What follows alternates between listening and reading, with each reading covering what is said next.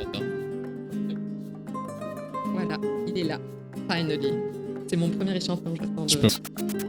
Et c'est là, un soir, je suis assez spontanée et j'ai des idées. Et puis j'y vais, je dis à mon mari, je vais créer un podcast.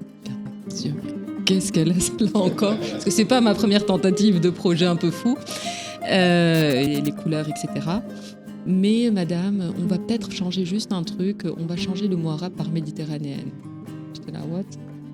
Oui, ce sera un peu plus inclusif, ça permettra de rajouter l'Italie, l'Espagne. Je dis, oui, mais c'est pas du tout l'essence du coup, on discute. Non, c'est pas sur le texte, on adore l'idée du bilinguisme, mais on se disait, on est une maison d'édition globale, internationale, qu'on allait remplacer l'arabe par l'anglais, qui parlera plus de monde et qui nous permettra d'aller aux États-Unis, au Canada.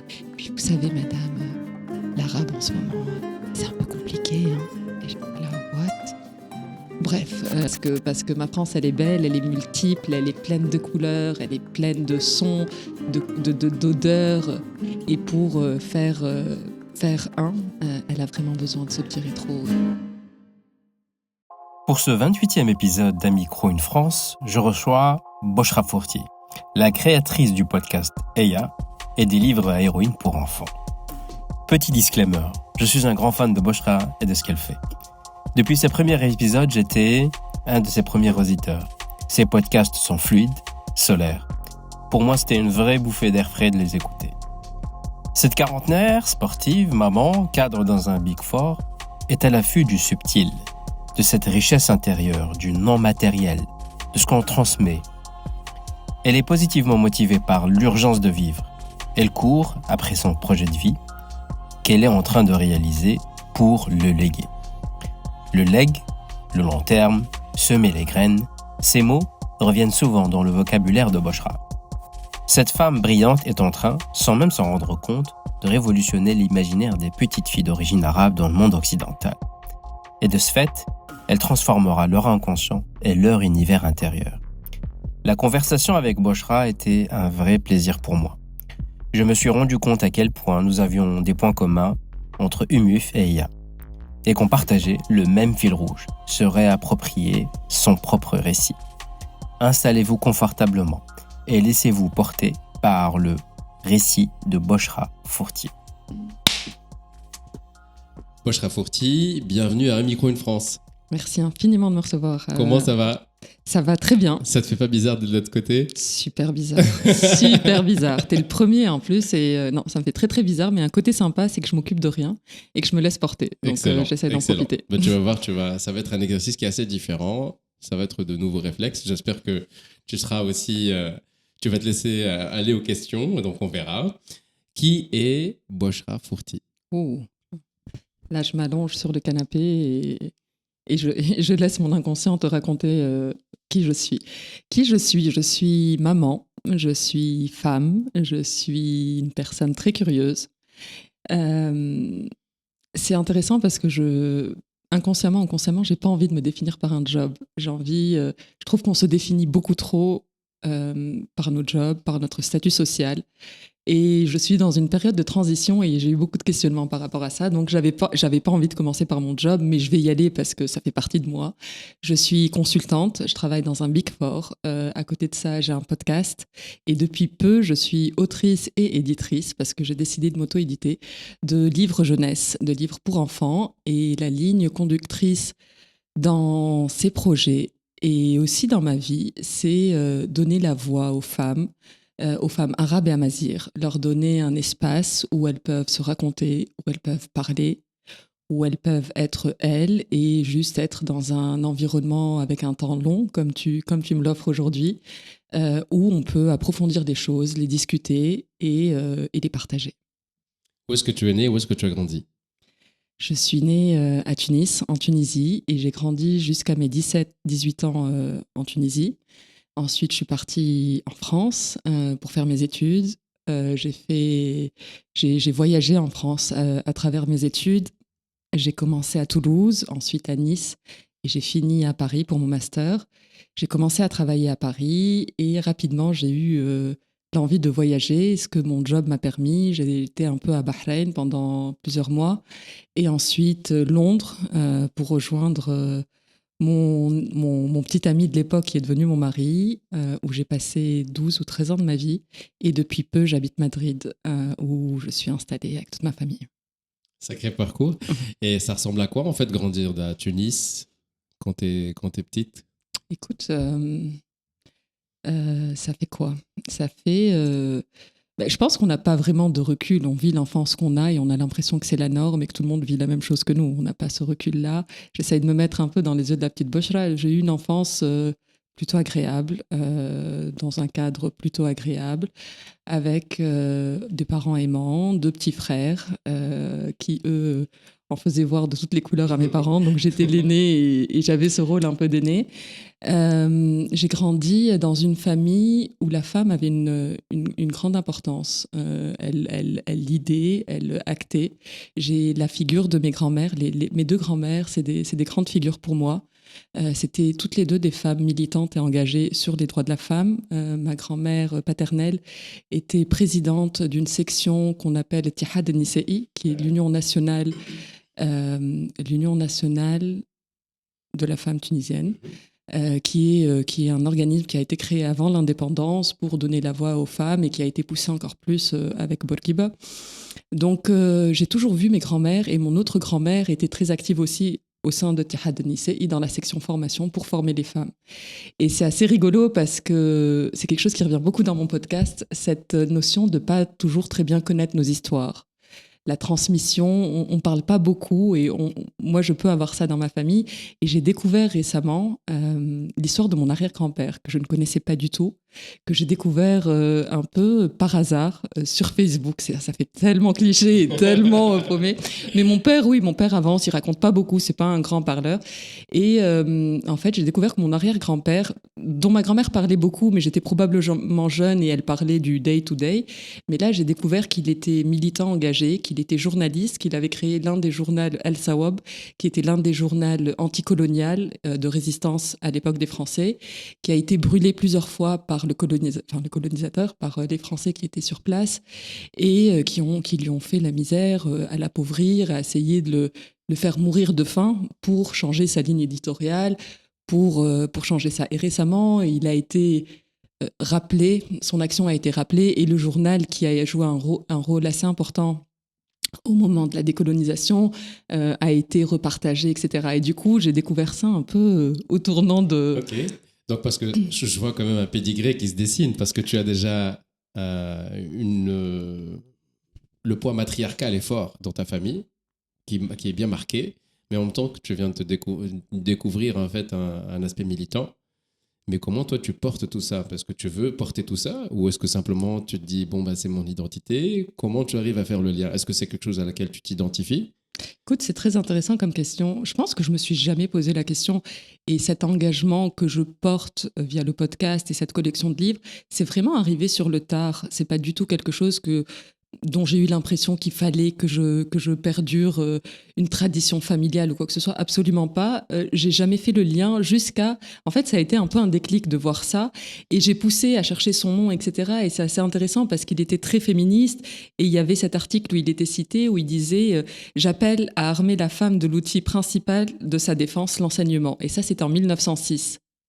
Et je me dis, c'est fou. En 1906, en Tunisie, un homme...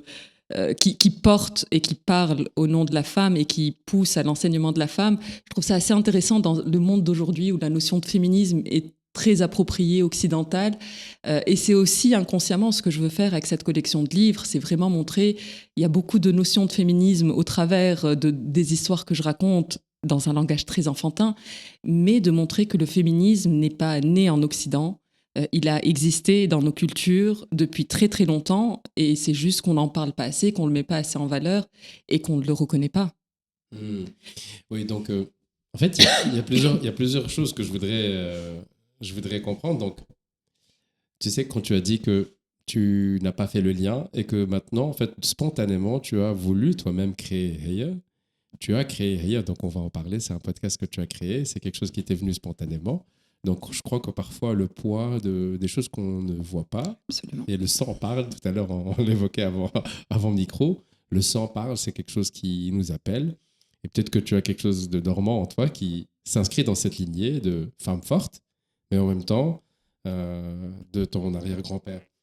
Ouais, et la transmission transgénérationnelle, moi je crois beaucoup en ça. Et on va pas aller sur ce thème-là parce qu'on va y aller, mais je pense qu'on transmet des choses euh, aux générations futures d'une manière, et c'est prouvé scientifiquement. L'ADN est marqué, et je pense qu'il y a des choses qui se transmettent au-delà des paroles, au-delà des choses. C'est ça. Et ce réveil qui s'est fait très tard, comme je le dis, à plus de 35 ans, j'ai envie de croire. Moi, j'adore les histoires. J'ai envie de voir des signes dans tout ce que je fais. Et ça me pousse à faire encore plus. Il y a un signe fait.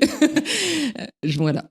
Et parfois, le non-dit est beaucoup plus fort que le dit. Parfois, juste en ne transmettant pas quelque chose, ça crée tellement un appel d'air Ouais. qui fait que toujours il détourne notre regard de C'est notre vrai. quotidien et qu'on se dit qu'est-ce qu'il y a à droite, qu'est-ce qu'il y a à droite, et on dit non, on ne regarde pas à droite. Ouais. Et finalement, cette curiosité est tellement forte, si on a une certaine sensibilité, qu'on y va directement.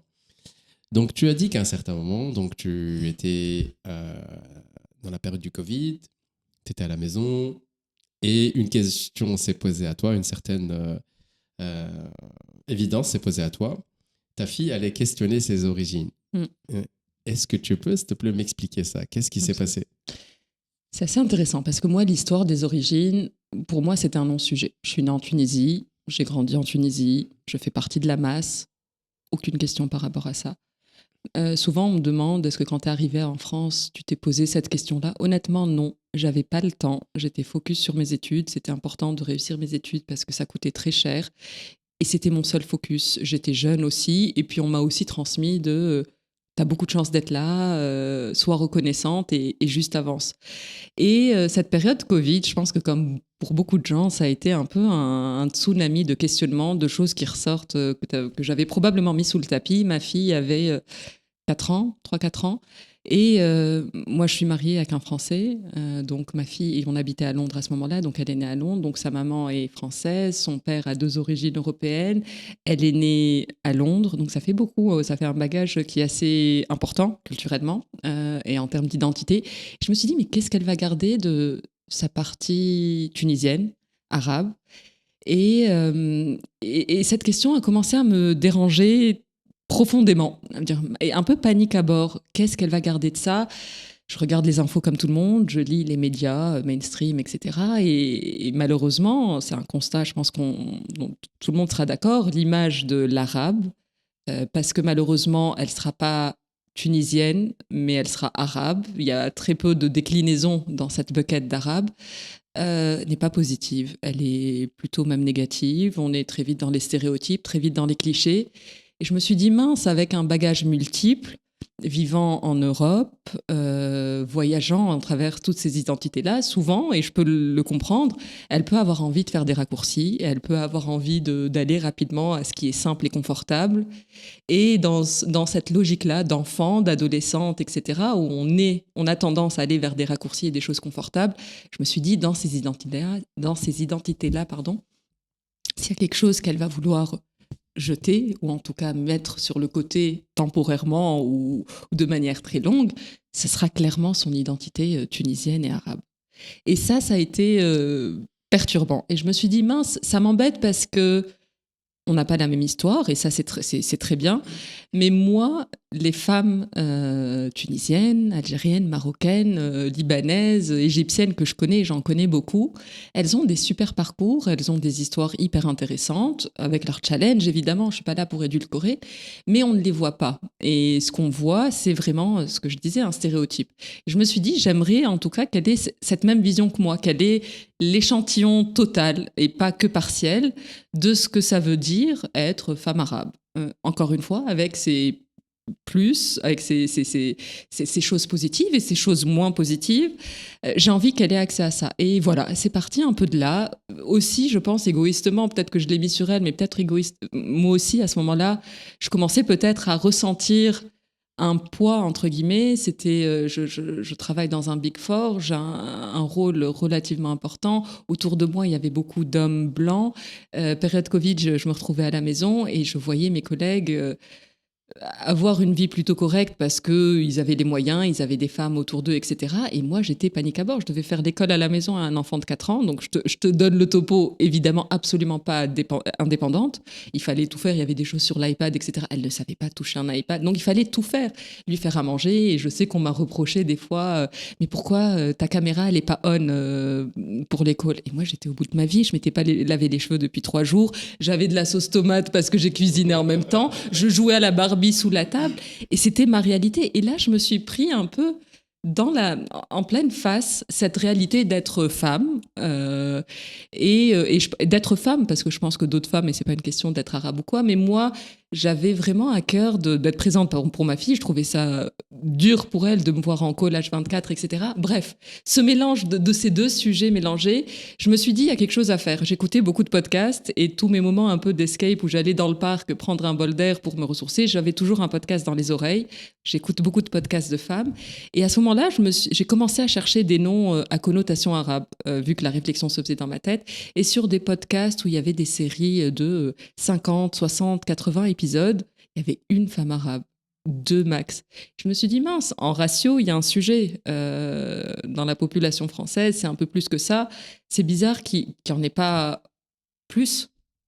Et c'est là, un soir, je suis assez spontanée et j'ai des idées, et puis j'y vais, je dis à mon mari, je vais créer un podcast. Il me regarde avec des yeux, mais qu'est-ce qu'elle a celle-là encore? Parce que c'est pas ma première tentative de projet un peu fou.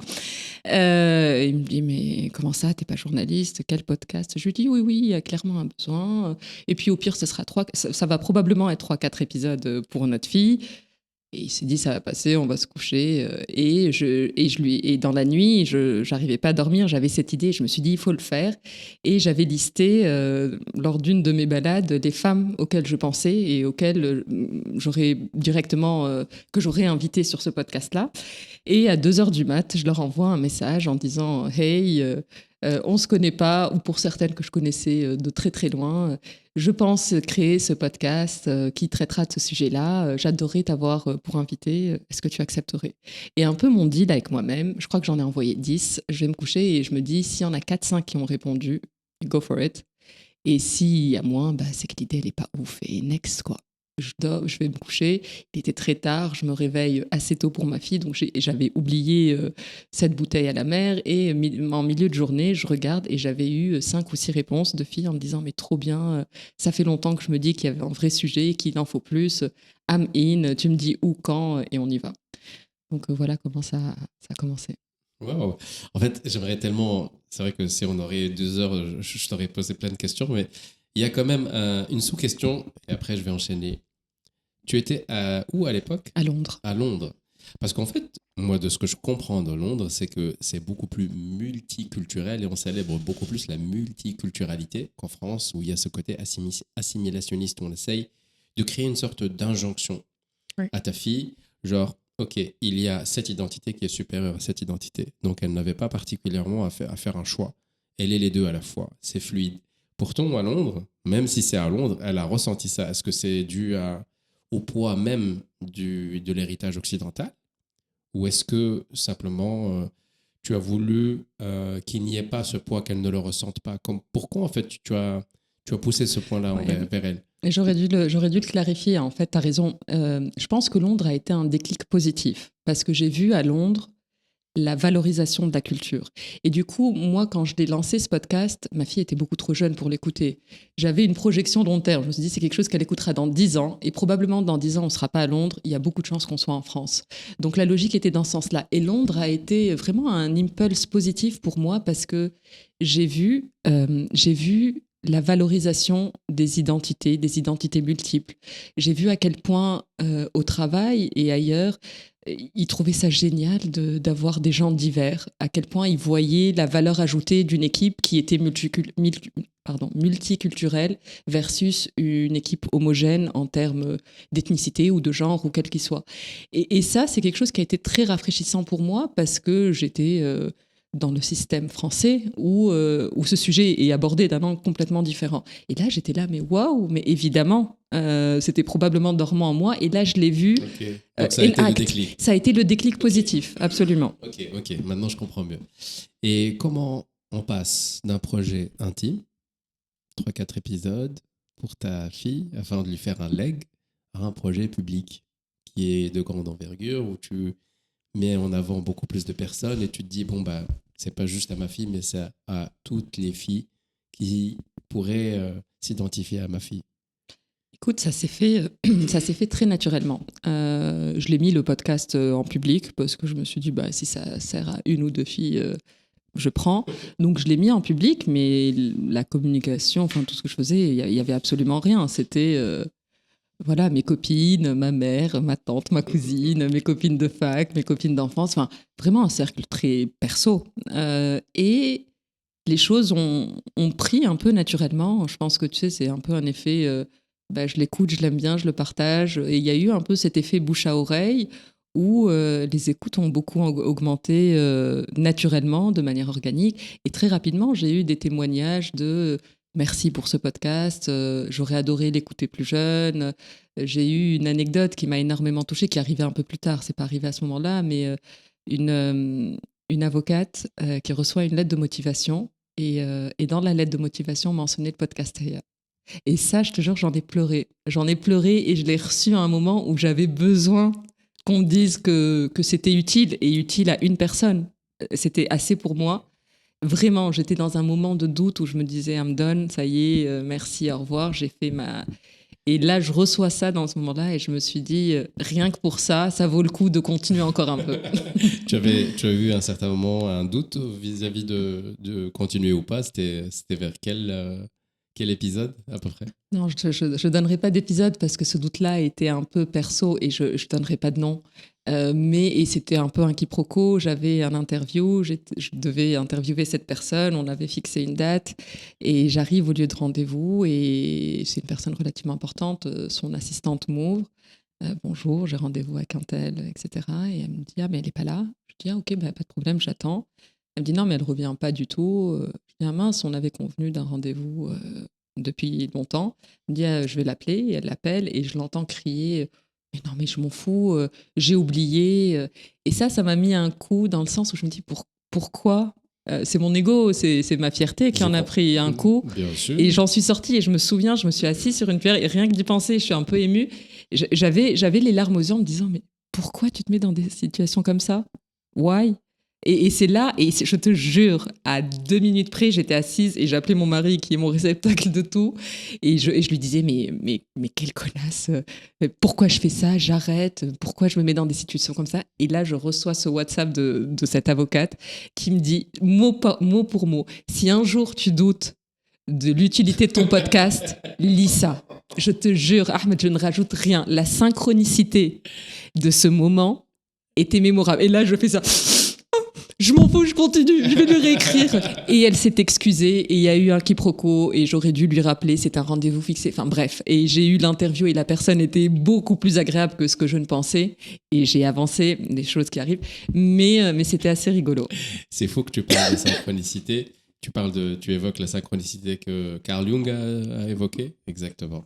Parfois, c'est des choses qui arrivent dans notre vie comme si il y a quelqu'un qui sort du voile, c'est qui est derrière le voile, qui ouvre le voile et qui nous fait un clin d'œil pour qu'il le remet. Absolument. Et là, on se dit, OK, I'm humble, je vais continuer, je vais y aller. Ouais. Je vais y aller. Ouais. On m'envoie un signe. C'est Parfois, il y a des projets dans lesquels on se met et on sent qu'il y a beaucoup plus que le visible derrière nous. Et ça nous pousse. Et je comprends très, très bien ce que tu dis. Donc, Heya, déjà, c'est un nom, c'est elle en arabe. Je voudrais rapidement comprendre pourquoi tu as choisi ce nom. Parce que Heya, c'est un terme arabe. Ouais. Et on va en parler. Tu as publié des livres et il y avait cette capacité de ne pas pouvoir mélanger l'arabe et le français, l'arabe et l'anglais. C'est un peu, comment dirais-je, l'huile et l'eau. Donc, tu as voulu imposer une identité arabe dans un environnement européen. Est-ce que c'est un contre-narratif que tu as voulu faire? Est-ce que c'est ta marque que tu as voulu laisser? Est-ce que tu veux changer le point de vue des gens? Est-ce que tu espères au fond de toi qu'il y ait un sursaut, une prise de conscience des personnes, entre guillemets, blanches européennes pour qu'ils se disent « Attends, on est en train de peindre tout le monde avec la même couleur alors qu'il y a des nuances. Pourquoi tu as voulu imposer cette patte arabe? Écoute, je vais redire la même chose et c'est très sincère. Il y a eu très peu de stratégie et de réflexion en amont. Je te parle de moi dans ma cuisine, un peu avec toutes mes questions existentielles, qu'est-ce que je fais, etc. Et c'est très sincère, ça a commencé là. Et le nom Heya a été une évidence parce que je parle de femmes. Et c'était pas du tout intuitif d'aller sur un nom européen en français. On parle de femmes arabes, on va les nommer avec leur manière et avec leur langue.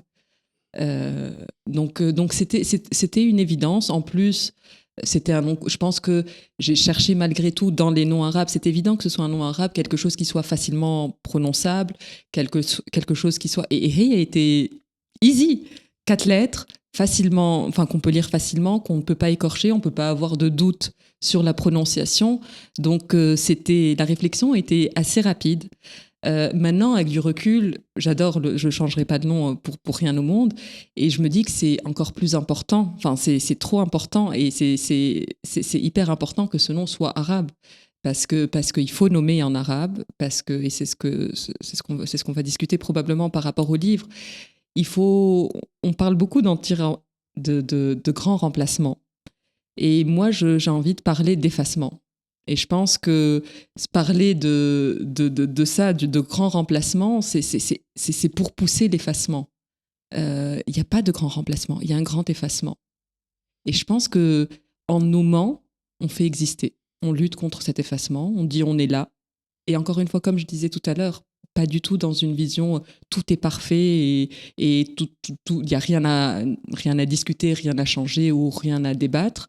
Mais on est là, de cette manière-là, avec ces noms-là, et on est légitime, et on a notre place, et on fait partie de cette société-là, et notre voix compte. Et on raconte nos histoires. Nos histoires ont beaucoup été racontées par l'autre, par le colonisateur, par plein de choses, et beaucoup de choses ont été effacées, racontées de la mauvaise manière. Et voilà, donner le micro et laisser les filles s'exprimer avec leurs mots, avec leur manière, avec leur expérience vécue de l'intérieur et pas racontée par un tiers, c'était très très important et c'est vraiment lutter contre un effacement et une histoire qui est écrite par d'autres. Tu te réappropries ton narratif. Absolument. Qu'est-ce que tu as appris au bout de 70 épisodes? Est-ce que tu as une épiphanie particulière? Ou des épiphanies? Qu'est-ce que, si tu laisses un peu ton esprit décompter, les idées tomber un peu, tu vois un peu les choses, comment elles se mettent un peu en place, qu'est-ce que tu arrives à comprendre que peu de personnes qui n'ont pas ton point de vue, ton expérience, qu'est-ce que toi tu vois que les gens rarement voient? Je ne sais pas si j'ai eu une épiphanie, je pense que j'ai eu la confirmation de quelque chose, c'est que chaque histoire est unique, que cette volonté de nous mettre dans une box, je le disais en début d'épisode, souvent l'arabe est l'arabe, il n'y a pas de nuance, il n'y a pas de nationalité dans l'arabe, il n'y a pas de pluralité dans l'arabe, il y a un raccourci, un stéréotype qui est assez lisse et one box, one size fit all. Ça c'est clairement... c'est un danger, c'est un vrai danger. Et plus j'écoute les histoires, et plus elles sont multiples, et plus elles sont différentes, et plus tu découvres quelque chose à laquelle tu t'attendais pas du tout, plus tu vois un parcours qui est semé d'embûches et qui passe par la fenêtre pour rentrer et qui revient et elles sont toutes différentes.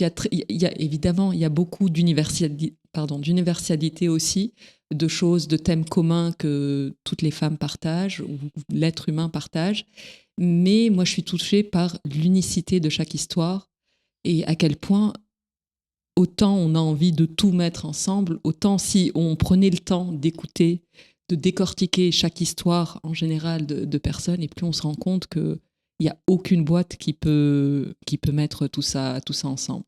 Donc je pense que ça, je le savais, je le sentais, mais souvent, je suis encore surprise moi-même de dire « Ah, waouh, il y a eu ça, t'as fait ça pour arriver là, hein, j'aurais pas pensé. » Et ça, c'est un plaisir énorme de découvrir à chaque fois et de suivre ces parcours de l'intérieur racontés par la personne elle-même. Donc je pense que ça, c'est la première chose. Après, il y a deux autres choses. Il y a une question signature que je pose qui est la définition de la réussite. Je pense que ça, c'est une question pour moi parce que j'ai une quarantaine d'années et on est dans ce truc. Qu'est-ce que réussir sa vie? Est-ce que c'est amasser des millions et voyager en business? Est-ce que c'est avoir des enfants? Est-ce que c'est... Enfin bref, c'est la question un peu à $1 million qui est très trendy en plus avec le développement personnel, avec tout ça.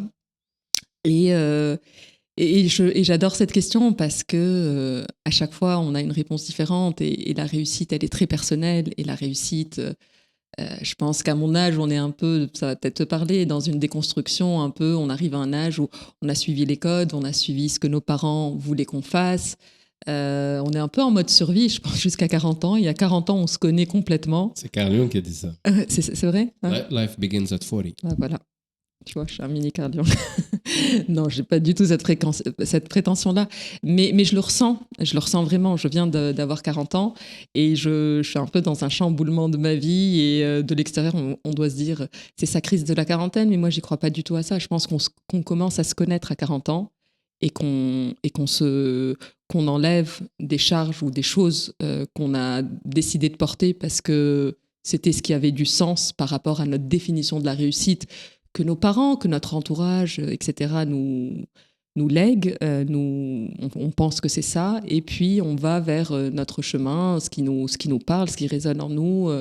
Donc cette question et la variété de réponses aussi à cette question est hyper intéressante. Enfin, je la trouve intéressante et c'est quelque chose qui me fait réfléchir, et je pense qu'il fait réfléchir beaucoup de gens. Et il y avait une troisième chose que j'ai oubliée. C'est pas grave, mais toi, tu saurais répondre à cette question? La réussite, est-ce que tu te sens réussi?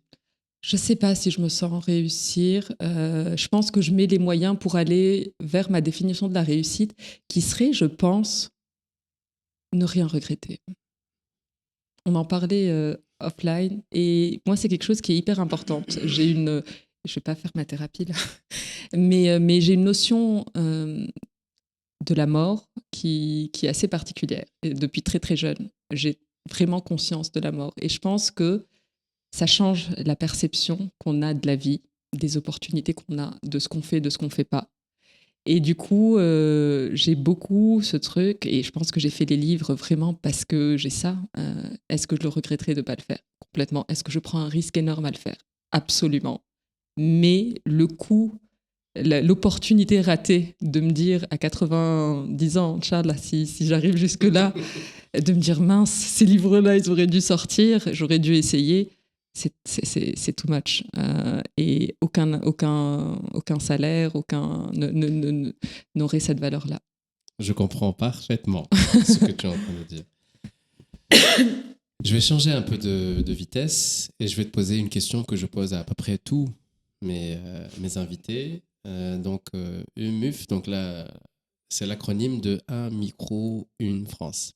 Donc je fais le travail d'un documentaliste, d'un archiviste, comme les vidéos de l'INA qu'on voit en noir et blanc, sauf que je le fais en 2025 à travers un spectre particulier. Dans ce contexte-là, tu es francophile, tu es francophone, tu es franco-tunisienne, ta fille a des gènes français, elle a un héritage français. Dans ce contexte-là, est-ce que tu peux me décrire ta France? Donc on est en quelle année, excuse-moi? Est-ce que Maintenant. Tu peux me décrire ta France? C'est compliqué parce que moi j'ai un regard sur la France de quelqu'un qui n'habite plus en France. Je veux ta France à toi. Oh. Ma France à moi a besoin d'une thérapie. Ma France à moi a besoin d'un Carl Jung. Elle a besoin de venir à ton micro, de s'allonger sur ce canapé et de faire de nettoyer un peu ses traumas, de les réaliser, d'accepter son histoire, de voir ce qu'elle a fait de bien et ce qu'elle a fait de mal, de très mal, de choses qu'elle aurait pu faire différemment, de choses qu'elle peut-être encore corriger. Et ma France à moi, oui, manque un peu de ce recul-là. Juste faire le point. Comme si je la représentais comme une personne, comme tout le monde, personne n'est parfait, aucun pays n'est parfait. Aucun pays n'a trouvé toutes les solutions pour faire d'une société heureuse. On parlait de réussite ou de bonheur, aucune. Mais pour aller de l'avant, pour avancer, je pense qu'il est très important de faire pause, de s'asseoir, de regarder derrière. Et je pense que ce regard dans le rétroviseur est très important pour pouvoir avancer. Et je pense que ma France à moi, c'est ce que j'aimerais qu'elle fasse, parce que je crois sincèrement que sans ça, c'est compliqué d'avancer sur le bon chemin et en ralliant tout le monde, parce que ma France, elle est belle, elle est multiple, elle est pleine de couleurs, elle est pleine de sons, d'odeurs. Et pour faire elle a vraiment besoin de ce petit rétro et de faire pause. Je vois très bien ce que tu veux dire. Un homme érudit a dit une fois, éduquer une petite fille, c'est éduquer une nation. Qu'est-ce que ça veut dire pour toi? Toi, tu as qu'une fille maintenant. Et élever une fille, et aussi, tu as un garçon aussi. Ouais, c'est ce que j'allais dire. Et je vois qu'il y a une grande partie qui est... Ton cœur vraiment vacille parfois beaucoup vers cette éducation féministe, éducation aussi d'une fille, avec tout ton pédigré, tout ton historique matriarcal, mais aussi tu es un garçon. Comment éduquer, avec ce bagage multiculturel, une fille et un garçon? C'est hyper intéressant. Mes enfants ont un grand écart d'âge et c'est pour ça que j'ai beaucoup parlé de ma fille dans la genèse des projets, parce que mon fils n'était pas là. Mon fils est arrivé il y a peu de temps. Autant, je pense que c'est facile de voir l'importance d'élever une fille. Je pense qu'on l'a beaucoup dit, de l'armer, de l'enseigner, de lui expliquer l'importance de l'indépendance, de lui expliquer toutes ces notions-là. Mais je pense que c'est d'autant plus important d'élever un garçon avec ces notions-là.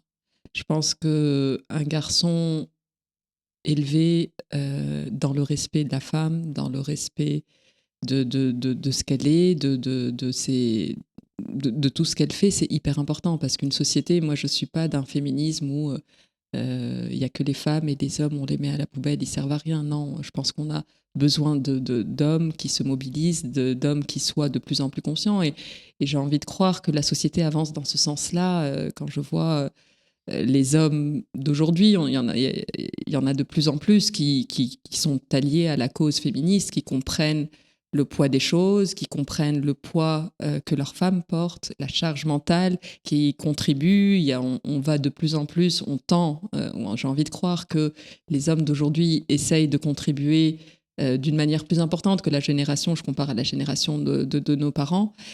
Mais c'est hyper important pour moi, il est encore tout petit, mais de l'éveiller dans ce sens-là, de l'éveiller qu'un homme et une femme, c'est pareil, qu'il n'y a pas de privilège. Je ne vais pas lui ramener son petit-déj au lit parce que c'est mon petit prince. Non, c'est certainement mon petit prince, mais il fera comme tout le monde. Il débarrassera la table, il rangera la cuisine, il respectera sa sœur, il respectera ses petites copines à l'école et à l'aire de jeu. Et je pense que c'est que comme ça qu'on fera, on parlait d'une France, mais d'un monde un peu meilleur. Le rôle de l'éducation est plus que clé, d'où mon choix d'aller vers l'édition jeunesse. Parce que je pense que toutes les graines qu'on plante à cet âge-là, elles valent tous les discours qu'on peut faire et toutes les conférences et toutes les lectures qu'on peut faire plus tard adulte. Parlons de ça d'ailleurs. Donc tu viens de lancer des livres jeunesse. La première héroïne, c'est Tawhida Benchir, la première médecin du monde arabe. Comment tu es passé du podcast Heya vers l'édition de livres? Comment ce pont s'est fait? En fait, ce pont s'est fait, je te parlais en début d'épisode de la genèse du podcast pour ma fille dans 10 ans, quand elle sera un peu ado. Rapidement, je me suis dit, mais dans 10 ans, c'est loin. Qu'est-ce qu'on fait aujourd'hui? Qu'est-ce que je fais pour elle aujourd'hui? Et j'étais consciente de l'importance des récits que je lui racontais, des histoires que je lui racontais. Donc rapidement, je me suis mise à la recherche de livres qui racontaient, moi je suis anti-princesse et tous les Disney, ça me fatigue profondément. Donc déjà, t'enlèves ça, je cherchais des choses, des héroïnes différentes. Différente de la princesse, et puis rapidement j'en ai trouvé, et rapidement je me suis dit mais j'aimerais qu'elle voie aussi des femmes qui lui ressemblent dans ces contes-là, et j'ai cherché et il y avait un vide énorme, il y avait absolument rien, et je me suis dit c'est dommage parce que l'identité, l'imaginaire d'un enfant, ce sera son inconscient et c'est comme ça qu'il va se dire je peux ou je ne peux pas faire les choses plus tard. Si toutes les femmes, si tous les livres sont sur Marie Curie, sur Maria Montessori, etc. C'est super, c'est hyper intéressant ce qu'elles disent et c'est hyper important que ma fille connaisse ces histoires-là. Mais j'aimerais que certaines de ces femmes lui ressemblent et il n'y en avait pas. Et je me suis dit, encore une fois, moi j'en connais beaucoup, en tout cas de nom. Et je connais pas très bien les histoires aussi. Et là, je me suis dit, il y a un vrai sujet. Même toi, qui est éduqué, qui vient de Tunisie, tu ne maîtrises pas ces histoires-là parce qu'on ne te les a pas beaucoup racontées, parce qu'il faut prendre le temps de faire des recherches et d'aller vraiment chercher l'information qui n'est pas très accessible. Je me suis dit, mince, je vais les lister. J'ai commencé à griffonner et la liste était méga longue. Et je me suis dit, mince, il y a un vrai sujet. Toutes ces femmes ont fait des choses inspirantes et personne ne raconte ces histoires-là. Et il y a eu un signe, encore une fois, dans ma vie. On m'a appelé, une maison d'édition m'a appelé pour me proposer de convertir le podcast en livre. Tu sais, ça se fait beaucoup. J'étais enceinte de mon fils à ce moment-là et j'étais à fond sur mon idée de livre jeunesse. En tout cas, j'avais le pitch, j'avais écrit déjà 2 histoires. Et là, je dis merci, c'est super, mais j'ai une autre idée.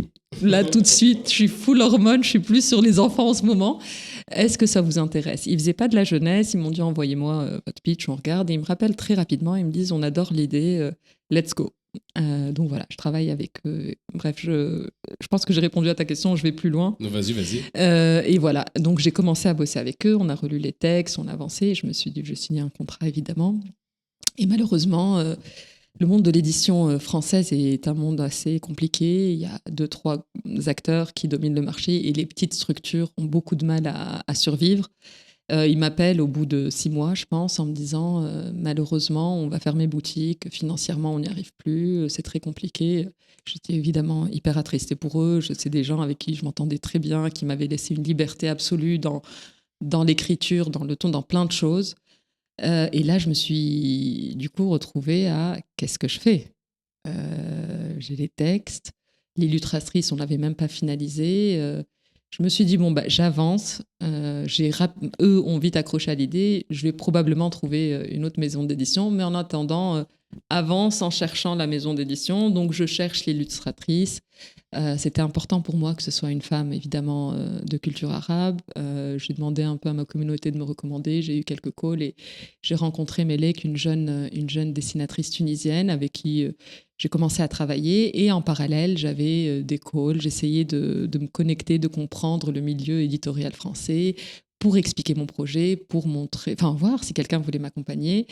Beaucoup de signaux faibles positifs, donc c'était cool et ça me permettait de mettre un peu d'essence dans le moteur en me disant bon, c'était pas un nom, il m'a présenté quelqu'un d'autre, il m'a dit que c'était super, mais c'est pas ce qu'il faisait en ce moment. Bref, et ça a duré très longtemps et j'ai eu des maisons d'édition assez importantes où j'ai réussi à avoir un premier meeting, j'étais hyper contente, premier call se passe très bien, on a le deuxième et là c'est là que le coup près est un peu tombé où la première me disait on aime beaucoup, c'est très bien, les dessins on adore, c'est rafraîchissant, c'est raconté d'une manière différente, le design, les couleurs, etc. Mais madame, on va peut-être changer juste un truc, on va changer le mot arabe par méditerranéenne. J'étais là, what ? Oui, ça sera un peu plus inclusif, ça permettra de rajouter l'Italie, l'Espagne. Je dis oui, mais c'est pas du tout l'essence du projet. J'entends, méditerranéenne, il y a encore plus de femmes, mais c'est un choix. Oui, mais on pourra pas aller avec le mot arabe. Donc bon, là, énorme déception. Et je me dis, bon, on continue. J'ai une autre maison d'édition qui est conséquente, quelques semaines après. Pareil, premier call se passe hyper bien. Beaucoup de compliments sur le travail, sur les dessins, etc. Et là, ils me disent, on a juste une petite modif. Et je dis, si c'est sur le texte, je suis hyper ouverte à discuter. C'est quelque chose qui a été fait sans votre patte d'éditeur. On discute. Non, c'est pas sur le texte. On adore l'idée du bilinguisme. Mais on se disait, on est une maison d'édition globale, internationale, qu'on allait remplacer l'arabe par l'anglais, qui parlera plus de monde et qui nous permettra d'aller aux États-Unis, au Canada. Et puis, vous savez, madame, l'arabe en ce moment, c'est un peu compliqué, hein. Et j'étais là, what ? Bref, donc évidemment, j'ai coupé court à la conversation. Et là, C'était assez intéressant ma réaction parce que j'y ai cru et je me suis dit ça y est, ça va se faire avec une maison d'édition encore plus grande, donc force de frappe plus importante et ma partie du job est faite. Et du coup la déception parce que ça se fait pas, mais en même temps ça a été un moteur. Je me suis dit ces 2 retours de maison d'édition montrent qu'il y a un vrai sujet sur le sujet même, sur l'ADN de mon projet. Et ça, c'est une raison de plus c'est une raison de plus de faire exister ce projet tel qu'il est, sans concession. Et je me suis dit, fuck, je le fais seule. Je ne savais pas du tout ce que je disais, mais je me suis dit, je fais seule. J'ai avancé comme il me semblait logique d'avancer, donc financer les dessins, les finaliser, les revoir moi-même, faire mes corrections, etc. Et je me suis dit, je vais lancer l'autre gros poste de dépense, c'était les précommandes, c'était l'impression. Et je me suis dit, et surtout, je ne savais pas combien en imprimer, parce que mon idée, elle est géniale. Mais encore une fois, si c'est ma mère, ma cousine et mon mari qui achètent, on en imprime 20. Enfin, je ne sais pas du tout combien il faut en imprimer. Le coût de l'impression est important avec le coût du papier. En imprimer 100, en imprimer 1000 ou 2000, ce n'est pas du tout le même prix. Et j'avais pas envie d'avoir mon salon rempli de cartons de livres parce que c'était des choses que j'ai faites dans une vie antérieure. Donc je me suis dit, je vais lancer en précommande. Ça me permettra de tester le marché, de voir si ça parle à d'autres personnes qu'à moi et de pouvoir sizer le nombre d'impressions. Et donc j'ai lancé une campagne Ulule il y a quelques semaines, qui a été un grand succès, en tout cas ma définition du succès. On a atteint l'objectif en moins de 48 heures. Et voilà. Et du coup, les livres ont été imprimés cette semaine. Je suis hyper heureuse. Donc, ça veut dire que les gens ont précommandé les livres et après, ils vont les recevoir directement. Exactement. J'étais pas à l'aise de faire une campagne de crowdfunding de dons. Donc, je me suis dit, l'effort que les personnes vont faire, c'est l'attente. Du coup, ils payent leurs livres et ils le reçoivent un mois et demi plus tard. Ok. Où est-ce que tu vois ce projet avancer ? Là, maintenant, tu as fait le premier jalon. Donc, le deuxième jalon, le troisième, ça serait quoi ? En fait, l'idée, c'est que ce soit une collection. Parce que j'en ai 2 autres qui sont écrits déjà. Tu sais, j'ai eu beaucoup de temps d'attente en espérant la maison d'édition. Donc, j'avançais et j'écrivais. J'en ai 2 autres d'écrits. Donc, j'aimerais que c'est toi qui écris. C'est moi qui écris. C'est moi qui écris. Je fais des recherches. Pour Tawhida Benchir, j'ai eu la chance, évidemment, j'ai fait beaucoup de recherches. J'ai eu la chance de rencontrer ces petits-enfants qui m'ont raconté plein d'anecdotes de l'intérieur qui ne sont pas présentes, enfin, qu'on ne trouve pas sur Internet. Et ça c'est précieux. D'avoir l'histoire de la famille, de leur vision de petits-enfants par rapport à leur grand-mère. Donc c'est moi qui écris. Et oui, où je le vois, c'est que ce soit une collection où il y a 50, 70, 80 numéros et que nos enfants puissent découvrir cette diversité. Et vraiment, l'idée, c'est la première est tunisienne, elle est médecin. La deuxième, elle est algérienne et chanteuse populaire. Et dans cette notion de réussite, c'est aussi montrer ça. Nous, on a grandi, je pense comme moi, où la réussite, c'est être avocat, médecin, je sais plus ce que c'est d'autre. Bref, et non, je pense qu'on arrive à un moment où on a envie de leur dire tu peux faire beaucoup d'autres choses, tu n'es pas défini que par ces métiers-là qui sont synonymes de réussite. Surtout que ces récits, tu as dit un mot très fort tout à l'heure. Tu dis les récits vont moduler l'imaginaire de l'enfant. Absolument, absolument. Et donc, ça, c'est mon moteur. Ils vont le prédestiner. C'est comme une échelle qui s'adosse à un mur. Au début, ça peut être adossé au mauvais mur. Et quand on monte une échelle, on se rend compte qu'on n'est pas adossé au bon mur. Et le succès aura un goût assez vide, même qui nous laisse un peu parfois avec un non-sens dans notre vie. Absolument. Tu dis que chaque enfant mérite des héroïnes qui lui ressemblent. Qu'est-ce qui change quand un enfant se reconnaît dans une héroïne ou dans un héros ? Il se dit que tout est possible, qu'il peut tout faire, que lui aussi peut rêver grand, que lui aussi peut réaliser son rêve de devenir, j'en sais rien, astronaute, de devenir médecin, de devenir chanteur. Et le souci, j'ai reçu une psychiatre, Fatma Bouvet de la Maisonneuve, que j'adore et qui est spécialisée sur ces sujets-là. Elle qui voit des adultes avec beaucoup de grosses pathologies psychiatriques dues à un racisme latent, présent, de choses qu'ils ont subies. Et elle me dit, je pense qu'on est tous d'accord, l'importance de cette graine qui est plantée de l'enfant, le cerveau de l'enfant qui se constitue en voyant autour de lui et dans ses livres. Et ses livres, c'est le rêve, c'est l'imaginaire, c'est sa vie d'adulte, c'est ce qu'il lit avant d'aller se coucher et c'est l'idée qui germe pendant plusieurs heures où l'inconscient, le conscient se mélange et c'est hyper important qu'il ait vu quelqu'un qui lui ressemble, qui accomplit des choses importantes, qu'il ait vu dans ce livre-là des notions, je sais pas, des décors, des références qui ressemblent à ce qu'il a à la maison. Des mots, des noms de mère, de père, de frère, de sœur qu'on nomme dans les livres, qui ont la même la même sonorité que le nom de sa maman, de sa mamie, de sa tante. Et tout ça lui disent tu es légitime, tu existes, tu as un héritage qui est fort et puissant, tu peux en être fier et tu peux faire tout ce dont tu as envie. Ça a existé et tu vas le faire encore plus exister toi dans ta vie. Est-ce que la majorité des lecteurs futurs de ces contes pour enfants se trouveront plus en Europe ou même dans les pays d'origine de ces héroïnes? Écoute, l'idée c'est vraiment qu'ils soient présents dans les deux. Les livres sont en bilingue, donc en arabe et en français.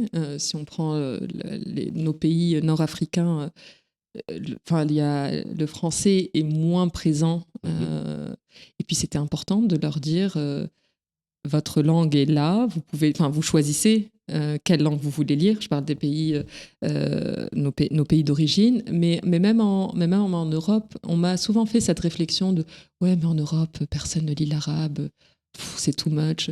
Et je pense qu'il y a beaucoup de personnes qui ne lisent pas l'arabe en France, et c'est OK, mais je pense que juste que l'œil de l'enfant s'habitue à la calligraphie, qui voit que l'arabe se lit de droite à gauche, qui voit que les voyelles en arabe, c'est shadda ou rien que ça, c'est un apprentissage. Ah, oui. Rien que ça, c'est planter une graine, c'est de lui dire ta langue est belle, elle s'écrit de cette manière-là, elle a des différences, et c'est apprendre quelque chose et se l'approprier. Donc vraiment, l'idée, c'est que ce soit dans les deux. Là, j'ai un distributeur en Tunisie, j'en suis ravie, il a été exceptionnel. Et mon gros chantier, ça va être l'Algérie, le Maroc et les autres pays, de trouver un moyen de les faire exister dans ces pays-là. Et sur ce point-là, c'était très important que le prix soit accessible dans nos pays d'origine, parce qu'évidemment, il y a l'histoire, il y a la conversion euro-dinar ou autre, et du coup, j'ai 2 imprimeurs. Pour l'Europe, c'est imprimé en Europe, et pour les pays nord-africains, c'est imprimé en Tunisie, de manière à éviter de rajouter des coûts de transport et des choses en plus, parce que l'idée, c'est que ce ne soit pas un livre élitiste. C'est ça souvent le risque de ce genre de projet-là, c'est que dans nos pays d'origine, ça devient un produit d'élite, parce que, et moi dans ce cas-là, j'ai voulu que ce soit un beau livre. C'est un livre cartonné, j'en ai un d'ailleurs, je te montrerai. C'est un livre cartonné, j'ai fait un choix de papier qui m'a pris beaucoup de temps. J'ai voulu que ce soit un livre qui soit beau. J'ai voulu que ce soit un livre qui dure dans le temps, qu'on puisse se le passer de frère en sœur, de génération en génération. Et je voulais vraiment rendre ces lettres de noblesse. Je parle de belles histoires. C'est important que ça se reflète matériellement au toucher, à la vue. On m'a beaucoup aussi dit « Ah, mais ça va coûter cher, pourquoi tu vas sur du cartonné, cette qualité de papier, il y a quelque chose d'intermédiaire, tu sais. » Et ma réponse était « Non, je raconte de belles histoires. C'est important qu'on se positionne sur du beau. » Et je pense qu'il y a trop souvent ce raccourci de ouais, un peu cheap, c'est OK, ils seront OK avec ça. Non, on veut du beau. Tu as piqué ma curiosité, est-ce que tu peux me montrer? Ouais. Vas-y, je veux voir. Je reviens.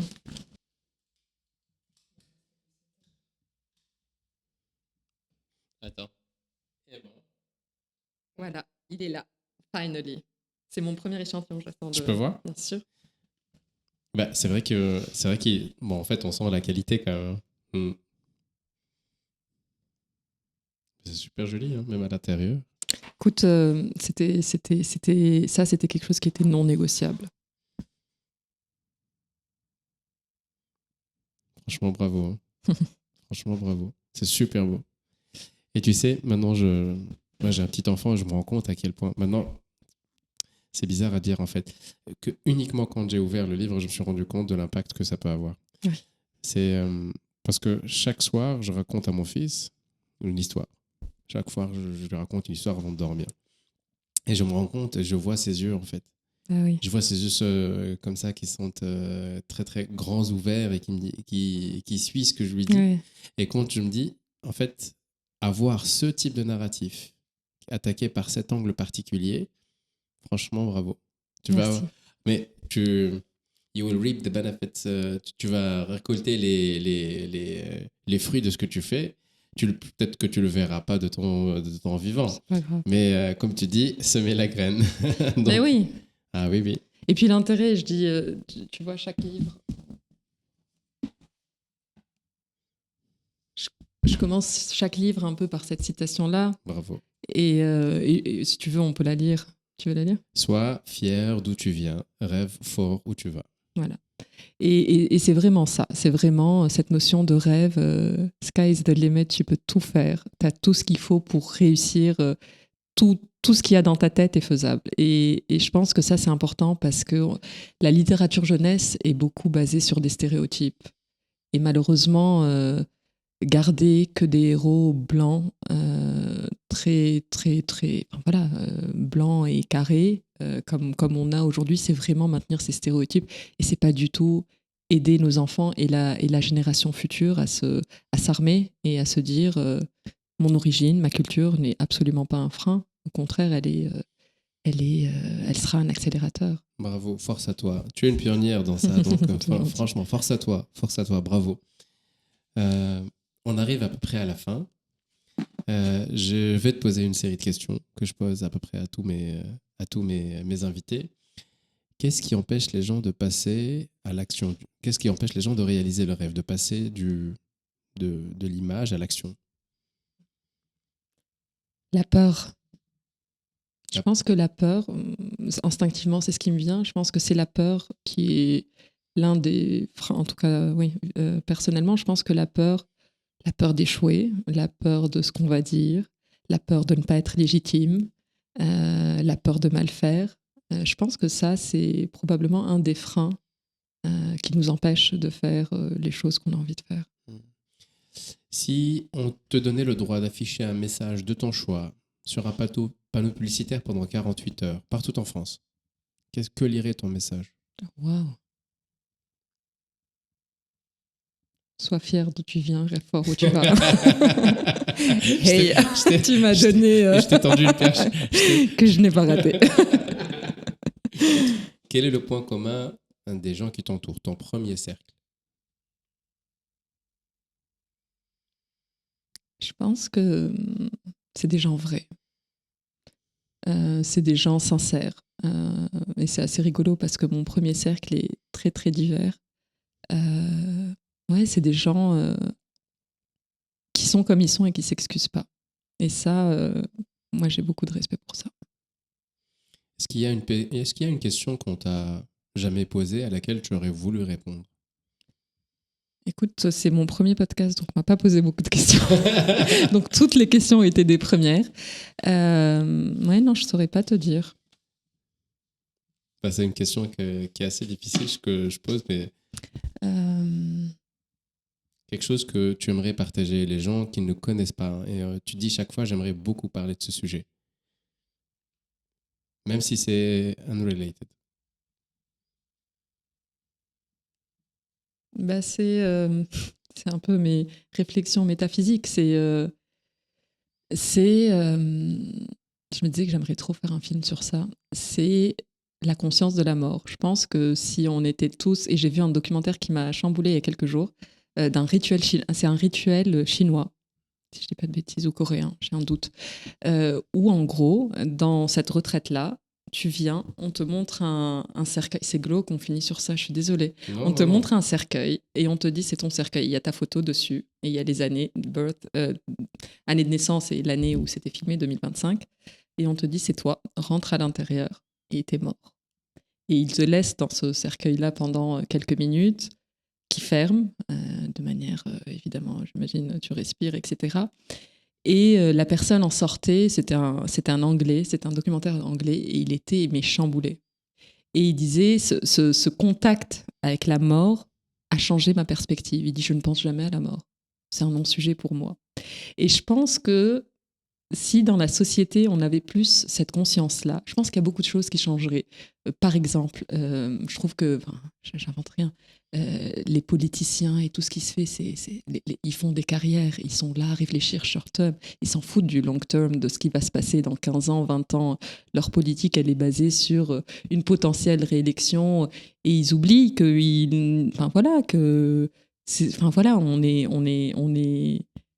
on est de passage. C'est important de réfléchir à plus long terme parce que personne ne va y échapper. Et bref, tout ça pour dire que c'est une réflexion et c'est une question qui m'anime beaucoup parce que je pense que la perception de la vie, on parlait de... Tu me posais la question, quel est le frein, quel est le premier frein qui empêche les gens de faire les choses? Je pense que si on a conscience de ça, les peurs et tous ces freins-là, je pense qu'ils sautent rapidement parce qu'on se dit... j'ai cette opportunité-là, elle ne sera pas là tout le temps, je ne serai pas là tout le temps. Go! Ah oui, effectivement. Comment les gens peuvent-ils te suivre tes travaux, acheter tes livres, suivre tes podcasts? Où est-ce qu'ils peuvent te trouver, soutenir tes projets? Écoute, on a un site web depuis peu, j'en suis assez fière, www.heyastories.com. H-E-A. H-E-Y-A. H-E-Y, pardon. H-E-Y-A. Pardon. Stories, S-T-O-I, pardon, H-E-Y-A-S-T-O-R-I-E-S.com. Donc là, c'était, je l'ai nommé Heya Stories. Initialement, tout était Heya Podcast, mais comme il y a les livres, c'était une manière de tout englober sous un même nom. Là, on trouve toutes les infos. Le livre, écoute, j'espère, là, je me tire les cheveux parce que j'essaye de le mettre sur Amazon et c'est un nightmare. Donc, j'espère qu'au moment où ce sera diffusé, ce problème, j'ai dû passer 20 heures dessus au téléphone avec le Customer Experience. J'espère que ce sera résolu. Mais via le site, il y aura les updates. Il y a aussi Instagram, Heya Stories aussi. Et je suis de plus en plus active sur LinkedIn. Donc, on peut aussi me contacter sur LinkedIn. Un seul mot à retenir de notre conversation. Fierté.